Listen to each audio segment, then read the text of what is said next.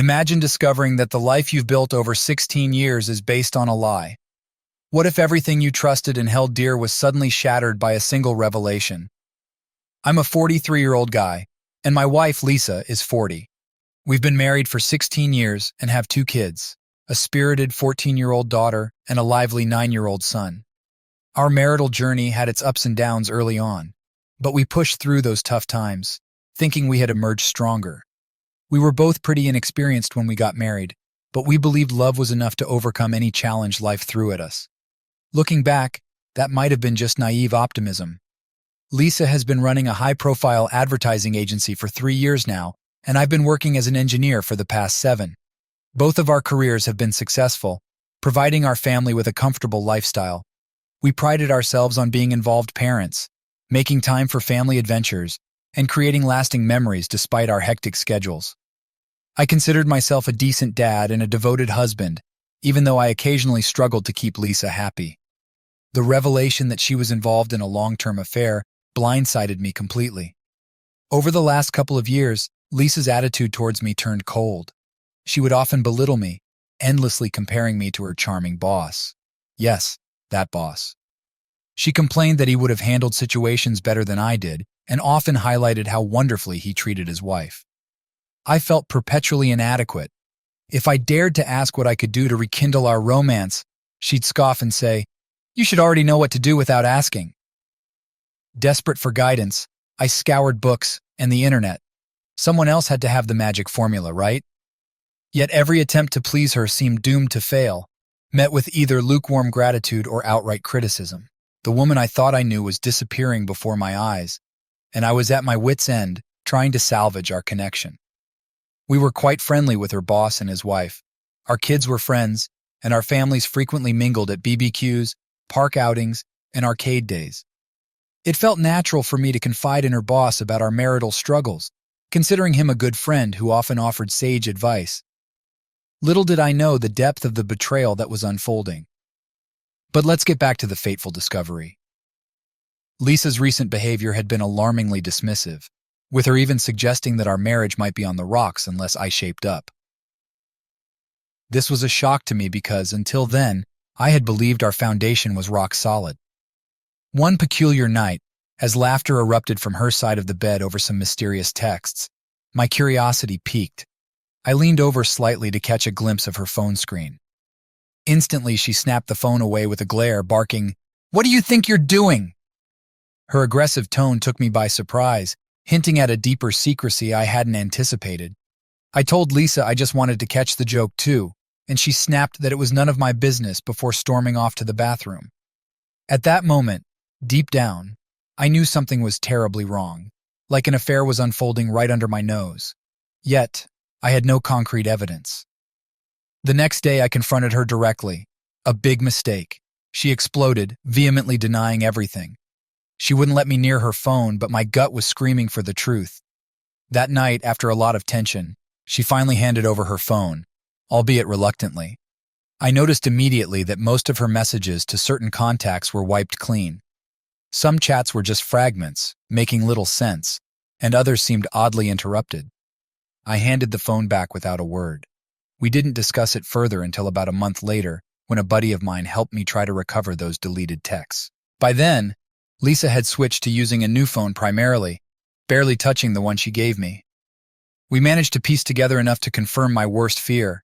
She was indeed having an affair, and yep, with her boss. Confronting her right away seemed futile. She'd only wriggle her way out. So I waited, though inside I was crumbling. The thought of how this could devastate our kids haunted me. I broke down in front of my friend. Despite the betrayal, I wasn't ready to let go of our marriage. Driven by a mix of despair and hope, I bought a book titled How to Help Your Spouse Heal from an Affair. I know it might sound naive, but I was grasping for anything that could mend things. I planned to talk it out with Lisa that Saturday, hopeful to steer us back on track. However, she claimed an emergency at work had come up and told me not to wait up. Suspicious, I called Lisa's office on Saturday. No answer. They weren't even open. I tried reaching her phone, but again, no luck. She waltzed in at 2 in the morning on Sunday, headed straight for the shower, and then to bed. When I questioned her lateness, she brushed it off, sticking to her earlier story. I was done playing games. I never gave her the book. My pain seemed invisible to her, or worse, irrelevant. Desperate for some semblance of stability, I reached out to her boss's wife, Emily, needing to know if she was in the dark as much as I was. The news hit her like a ton of bricks. She was eager to confront her husband, but I cautioned her. He'd likely deny everything, just like Lisa. We met at her place to strategize, sharing the scant evidence we had. She agreed we needed more solid proof before blowing this wide open. So we started our own little investigations. She had an easier time. Her husband was so arrogant he hadn't bothered to erase incriminating messages from his phone. The bits I'd gathered earlier now clicked into a clearer picture. We discovered the affair had been going on for 2 years. The rage and betrayal we felt were palpable. She was out for blood, and frankly, so was I. They had their trysts everywhere. Her place, my place, upscale hotels, even during business trips. Reading through their messages about these escapades was downright revolting, and they even exchanged photos. We decided against looking at those. Some scars are just too deep to risk. We craved revenge, but not by stooping to their level of deceit. We agreed that if they were so enamored with each other, they could have one another. We simultaneously slapped them with divorce papers. They never saw it coming. We played our parts perfectly, until everything was set for the final act. Through cooperation with Emily, we knew exactly where and when they'd be next, booked for a Foon weekend at a certain hotel. I went there myself alongside a sheriff. I waited in the lobby while the sheriff prepared upstairs. Soon my wife, clad just in a bathrobe, was summoned. Her confusion turned to panic when she saw me. "What are you doing here?" she stammered, clearly unprepared for this encounter. The sheriff confirmed her identity and handed her the papers. Her shock was palpable, a sight I found grimly satisfying, though I had no desire to gloat. As I turned to leave, she grabbed my arm, desperate for answers. I simply stated, "You had an affair. I'm leaving you." Her protest grew loud, and the sheriff had to intervene. She released me, tears streaming down her face, pleading for a chance to explain, claiming misunderstandings and misplaced blame. But I had seen enough. I left swiftly. Back home, I heard she had alerted her boss, who was equally rattled.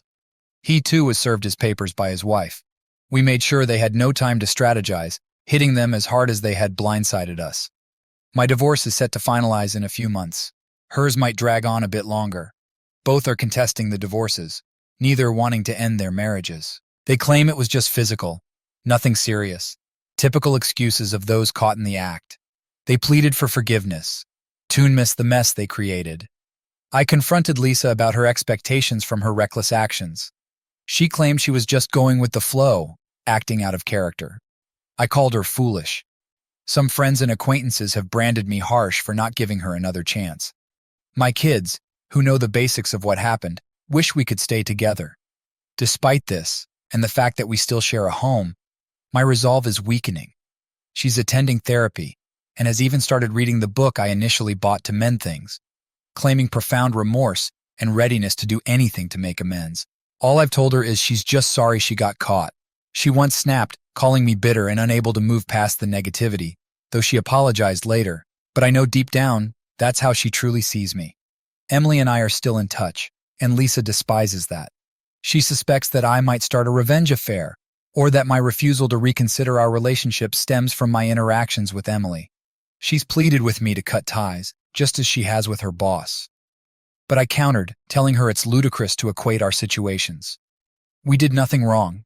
Why should I heed her advice now? Honestly, I think I'm past the point of no return. I've lost all respect for her. Yet she persists, trying to share her mental and emotional journey through the affair. To me, they sound like mere excuses, so I don't engage. She's pressed for couples therapy, but I've heard too many stories of therapists who blame the betrayed partner, so that's a hard pass from me. She's also suggested reading books on infidelity together. But what's the point if we're heading for divorce? She's been pushing for intimacy, claiming it's not manipulation but a way to show her love. I corrected her. You mean show love now, when it's convenient? People around me, including my mom, are getting frustrated. They argue that people err and that she's realized through her missteps how much she truly loves me. But I refuse to be anyone's fallback plan. I feel terrible for how I treat her, because despite everything, I still love her. Yet there's also deep-seated hatred. Am I being too harsh? She's putting in the effort, but I'm just so detached. Should I rethink the divorce? Some say I'm rushing into it and that I'll regret it. But what's true anymore? A mistake is a minor error. A 2-year-long affair, both emotional and physical, conducted behind my back in our own home, is a profound betrayal. She didn't just make a mistake. She disregarded me entirely for 2 years. Every interaction we had during that time was under false pretenses, as she never gave me the chance to choose whether to stay or go, knowing the full truth. I'm sticking to my decision. This wasn't a fleeting lapse. It was a daily deception, prioritizing her boss over our relationship. Our marriage, as I knew it, is done. Whether we could start anew is a different question altogether. As for updates, currently my wife and I are in a surprisingly amicable place. Not because we're reconciling. I'm still pursuing the divorce. In short, she's still pleading for another chance, doing everything she can to win me back. But I can't see past the length and depth of her betrayal. If it had been a brief slip maybe, but 2 years is just too profound a deceit. I've attended a few therapy sessions with her. Not because I've softened, but because I'm not heartless, and I still care about her. One therapy session was quite revealing. It showed that my wife genuinely regrets her actions. She hasn't handled the aftermath perfectly, but she's been putting in significant effort. However, the second session turned chaotic when she expressed her frustrations about my ongoing contact with Emily, fearing a revenge affair. That session was the angriest I've been throughout this ordeal, and it sparked a heated argument because I wouldn't agree to cut off contact as she wanted. Eventually, we reached a compromise when I assured her that my interactions were purely platonic. There would be no revenge affair. I don't owe her that reassurance, but until our divorce is finalized, I want to maintain my integrity. I've attended a few more therapy sessions, not out of a desire to salvage our marriage, but to observe her progress. After the divorce, I plan to step back gracefully. Meanwhile, Emily is proceeding with her divorce, which her husband is contesting fiercely. Like me, she's firm in her decision, and we often share our challenges and support each other on tough days. Our relationship remains strictly friendly. My children are coping well. They understand in a way suitable for their ages why the divorce is necessary, even though they wish it weren't happening. Post-divorce, my wife left her job at the advertising company and found employment elsewhere. She claims to have cut all ties with her former boss and has even sought advice from online forums on how to salvage our marriage. Reading these forums initially, I couldn't grasp why anyone would stay with a partner who cheated, but seeing my wife strive to improve has made me understand the temptation to reconcile. She's not a monster. She's a person who made terrible choices and is now learning from them. She's offered everything imaginable to get a second chance. The closer the divorce gets to being final, the more at peace I feel. Yet we recently had an in-depth discussion about possibly trying again post-divorce. She suggested a post-nuptial agreement, which I'm not entirely against, but it would require a long journey of rebuilding trust before I'd even consider it. A part of me desires this divorce as a form of justice, the only retribution I can seek without sinking to the level of deceit myself. After sharing more details of her affair, my mom, who had been urging reconciliation, is now furious with my wife. Navigating this new family dynamic is challenging. As I stay the course, I'm reminded of all that was lost due to the affair, the money, time, and affection that was taken from our family. Stay strong, as I'm sure the emotional manipulations will intensify as the divorce nears its conclusion. She never prioritized our kids or me over those 2 years, a neglect that severely damaged my self-esteem, a loss that's irreplaceable. Now, she's only making strides because she got caught. Honestly, I'm counting the days until I'm free from what feels like an endless drain on my spirit. Enough of that. Let's move on to an update related to the so-called revenge affair. As many of you are aware, my wife is petrified I'll have a revenge affair because I'm still in contact with Emily. She is younger, a model, runs a successful business, and is undeniably attractive, all of which sends my wife into a spiral of insecurity. The irony of her lecturing me about how 2 wrongs don't make a right is not lost on me, and though I have no intention of sinking to that level, her hypocrisy is infuriating. Every time I visit Emily, like I did yesterday, my wife oscillates between extreme sadness and clinginess. She's thrown herself at me numerous times in a desperate bid to ensure I don't retaliate in kind. I reject these advances, which only worsens things. It's astonishing how self-centered cheaters can be, focused only on their own pain, while those they've betrayed are left to piece together their shattered lives. Despite everything, our kids still play with Emily's kids. I always take my kids along when I visit Emily, but no, my wife still suspects I'd be as cruel as she was and sees any chance for an affair. Absurd. Emily's estranged husband is still trying to win her back, staying in their holiday home. It's hard to deny the satisfaction I feel seeing him face the consequences. He hasn't threatened me, probably because he knows I have significant leverage over him. He visits his kids when I'm not around, avoiding any interaction with me. I can't help but pity him. Currently, my wife has ramped up her apologies and is overwhelming me with affection, which I dismiss. We have a therapy session today, and I'm bracing myself to unload all the pain and frustration her actions have caused. The anger I feel is becoming too much to bear. If we're nearing our divorce, why should she care if I plan a date? She forfeited her right to expect my loyalty when she chose to cheat. Her issues need serious intervention, not just for our relationship, but for her own well-being. Although she seems regretful and eager to mend things, I can't see us reconciling. And now, on to an update. It finally hit me. I thought I had wasted all these years on someone who ended up being nothing but a source of pain. But then I look at my kids, the beautiful moments we've shared. Those memories are precious and something I'll always cherish. But it's clear now more than ever, I deserve better. The advice I've received lately has opened my eyes. She let me down in ways I can't ignore. And it's time for me to move on and seek a better future. It really diminished me when she poured her energy and attention into another man, energy she never seemed to have for me. Now, after everything, she's suddenly full of effort.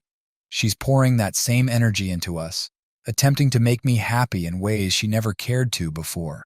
Suddenly, she's become adventurous, especially in our intimate life, which to be honest was never mind-blowing, but I liked it for what it was. Seeing the graphic details in her texts with him only highlighted the depth of what I was missing.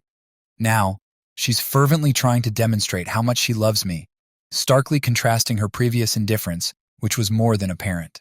Now she respects my space, supports whatever I do, and goes above and beyond to honor my boundaries. Something she rarely did before. She's trying to view me as thinking.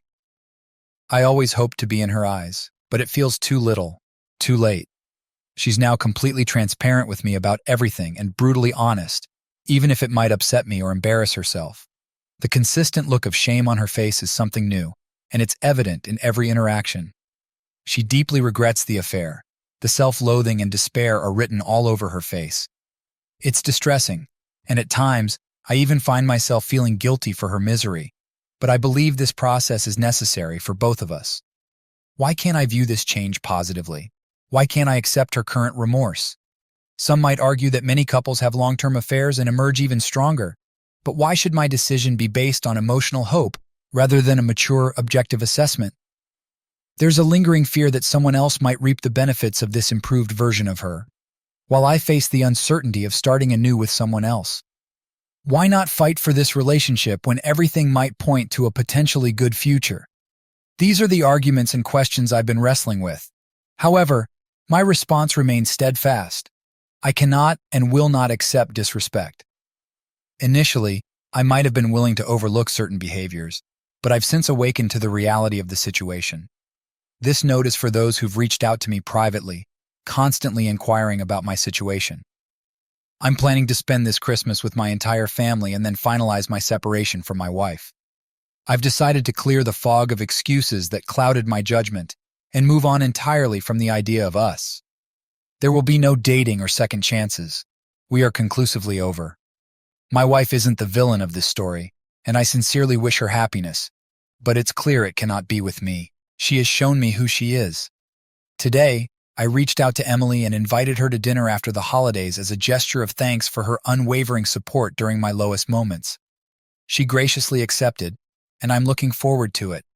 It's important to clarify that this dinner is merely an expression of gratitude for the solidarity we shared throughout this ordeal, and nothing more.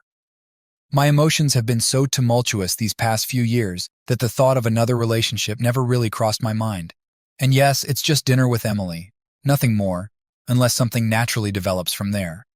But as the divorce nears its final stages, and I realize I actually have options, one option has consistently been right there. As for her ex, I couldn't care less about him. The idea of marriage seems flawed to me now, and although my divorce hasn't been too tumultuous, it's still costing me a lot financially. The whole institution of marriage feels like a sham at this moment. I don't mean to sound so cynical, and I hope this doesn't offend anyone, but I'm quite jaded. I gave the best years of my life to a woman from whom I received very little in return. My wife should have always given me her best effort. She wanted me to commit to a lifetime with her, to be faithful, to provide for and raise her children. She chose me for these roles, but she didn't give me her best. She reserved that for someone else. She diminished me while elevating him. She neglected me but was attentive to him. She went out of her way to impress him in ways she never did with me. She was demanding of me, but gave freely to him. And now, suddenly, she wants to be the wife of the year? Please. If all this love, support, and desire were genuine, she would have shown it to me instead of him. There might be some remorse now, but you don't carry on a 2-year affair, providing someone else the things your husband never received, unless you truly do not value, respect, or love your spouse. There's a good chance she'll learn from this, and perhaps become a better partner to someone else in the future, never cheating again. And while it must be infuriating to think someone else might benefit from the lessons she learned at the expense of our marriage, it doesn't mean she's worth staying with. Her growth came too late, and at too great a cost. My heart. It's time to move forward, and find someone who doesn't need to shatter my world, to learn how to value and respect me. Update. Officially divorced and the date with Emily. It's official. My ex-wife and I are permanently separated. The divorce was finalized almost 3 weeks ago. In the days that followed, I grieved as though I had lost a loved one. It hit me extremely hard, realizing my marriage had failed so spectacularly. I've never cried so hard since the day I discovered the affair. It was undoubtedly one of my lowest points. Everything has been organized for my ex, partly for the sake of our children. She's moved out and is now living in an apartment, a significant downgrade that seems to depress her. She continues therapy and is still deeply engaged in studying infidelity, though I'm not sure why. We've had extensive discussions leading up to and following the divorce, with minimal physical contact. While I have no intention of rekindling anything with her, she remains the mother of my children, and I'm committed to maintaining a healthy co-parenting relationship. Above all, I strive to be logical and fair in this situation. She wants to reconcile, but it's too risky for me to put myself back in that situation. Unfortunately, I'm not in the mood to give her that gift.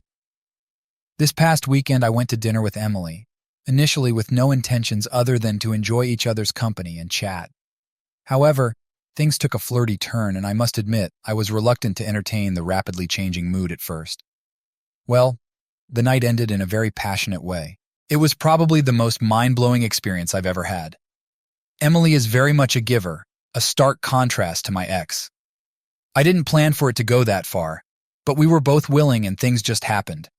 I learned quite a few new things, experiencing for the first time what it's like to be with someone genuinely enthusiastic about pleasing me, rather than it being the other way around.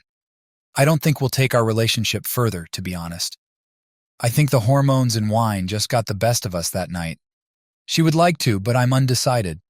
I need to sort myself out emotionally, and I think she does as well. However, I feel very good about it. People might not like hearing this, but that night really helped a lot with my residual self-esteem issues. I felt desired, alive, and finally understood what I had been missing out on. I will never settle for robotic, passionless interactions again. What was more satisfying was knowing that I wasn't cheating and didn't compromise my morals. All things considered, I'm very proud of how I've handled all this. I wasn't perfect, but I did the best I could. I'm probably coming out very lucky compared to many betrayed husbands, even though I lost a substantial amount of money in the process. But it was because I was willing to absorb advice and listen to people with experience, rather than going in blind and hoping for the best. You and everyone who lent me an ear saved me from further destroying my self-worth. So often the assumption is that those who cheat are the more sexually adventurous and expressive, when in reality, they're often the neglectful and restrained partners. Final update. I'm okay. No accidents, no disappearing acts. I'm still here. Emily is now officially my girlfriend. She managed to settle her case with her ex regarding child custody and finances in a mature manner. She could have taken a more vengeful route, but she handled the situation gracefully. There's some friction between our children, which we are addressing as best as we can. We've started therapy for them to ensure they properly adjust and understand that while the relationship between Emily and me affects them, it does not dictate their own value or importance in our lives. This is challenging. Not everyone is fully on board. My daughter, my ex, and her ex do not get along well. There's tangible tension when they are near each other. It seems both of them blame the other for how things have unfolded. My ex still holds out hope for reconciliation and is likely frustrated that Emily is now a significant part of my life. Her delusions worry me. She attempted to cause a scene at a 4th of July party, which I had to shut down, though perhaps not as firmly as needed. I hadn't believed those who said she would pine for a reconciliation, but it turns out they were right. She's making desperate attempts to win me back. Emily is being patient as I handle this, but she's also growing tired of my ex's antics. And yes, my ex despises Emily. I thought my ex was on a path to self-improvement, but since I've moved on, she's unraveled. This baffles me. I treated her better than anyone else in my life, yet she reciprocated with contempt.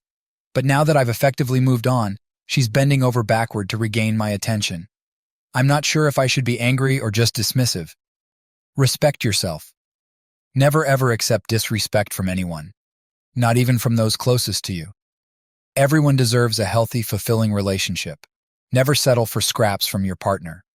Every committed relationship should include a healthy and fulfilling intimate life. If your partner isn't giving their all to you, but did so before with someone else or in an affair, do not tolerate it. I'm not advocating for pushing boundaries without consent, but simply communicate your dissatisfaction. If your partner isn't willing to meet your needs, do not settle for less than you deserve. It's okay to walk away from that. Communicate, communicate, communicate. I cannot stress how super important that is. If you're ever betrayed, only you can truly heal yourself. It took a long time for me to understand this.